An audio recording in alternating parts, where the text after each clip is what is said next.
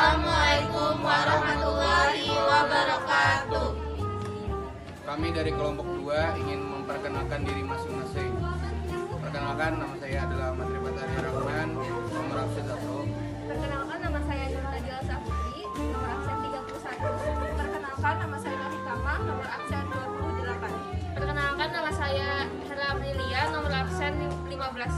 Perkenalkan, nama saya Amelda Dani, nomor absen 4.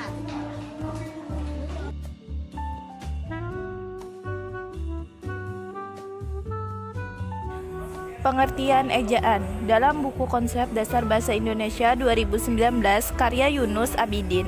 Ejaan merupakan aturan yang melambangkan bunyi bahasa menjadi bentuk huruf, kata, serta kalimat. Ejaan juga bisa diartikan sebagai kumpulan peraturan penulisan huruf, kata, serta penggunaan tanda baca. Fungsi ejaan: 1. Sebagai pembakuan dalam membuat tata bahasa agar semakin baku. 2. Membuat pemilihan kosakata dan istilah menjadi lebih baku.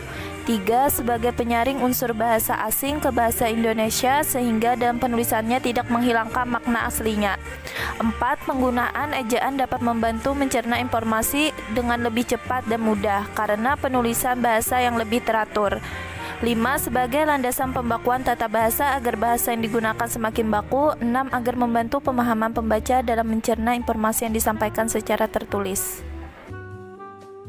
Penulisan ejaan terbagi menjadi 4. Yang pertama ada penulisan huruf abjad, yang kedua penulisan huruf konsonan, yang ketiga penulisan huruf diftok, yang keempat penulisan gabungan huruf konsonan. Yang pertama, penulisan huruf abjad. Huruf abjad ini bisa ditulis dalam bentuk huruf kapital maupun tidak, tergantung pemakaiannya dan penggunaannya. Yang kedua ada penulisan huruf konsonan. Huruf konsonan adalah huruf yang bukan termasuk huruf vokal. Yang ketiga, penulisan huruf diftok. Huruf diftok merupakan dua vokal yang diucapkan bersama. Yang terakhir, penulisan gabungan huruf konsonan.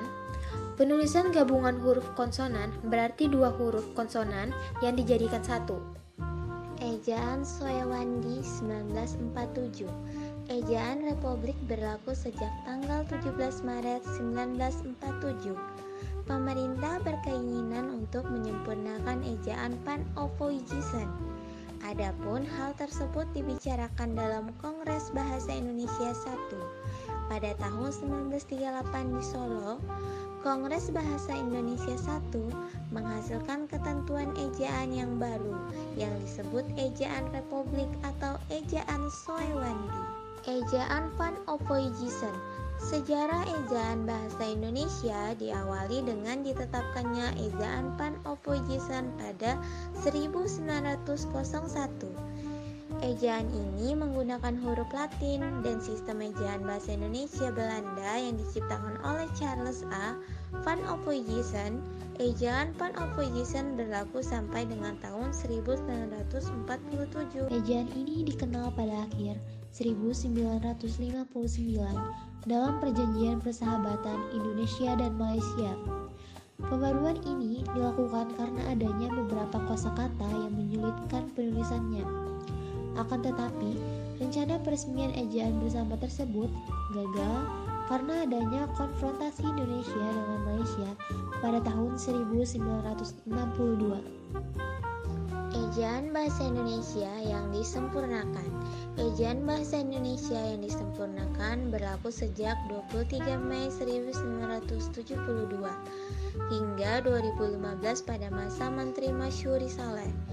Ejaan Bahasa Indonesia yang disempurnakan diresmikan oleh Bapak Presiden, pemakainya pada tanggal 16 Agustus 1972. Masa peralihannya berlangsung 5 tahun.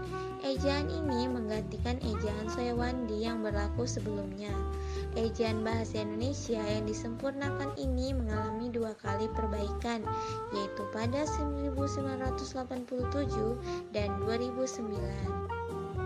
Dari uraian singkat di atas, maka kita bisa menarik kesimpulan. Berdasarkan data-data dan fakta di lapangan, menunjukkan masih banyak orang-orang tidak memahami pemakaian bahasa Indonesia yang baik dan benar, sesuai dengan kaidah-kaidah yang benar. Berbahasa Indonesia yang baik dan benar harus paham dengan ejaan yang mencakup penulisan huruf, penulisan kata, termasuk singkatan, akronim, angka, dan lambang bilangan, serta penggunaan tanda baca. Selain itu juga tentang pelafalan dan peraturan dalam penyerapan unsur asing.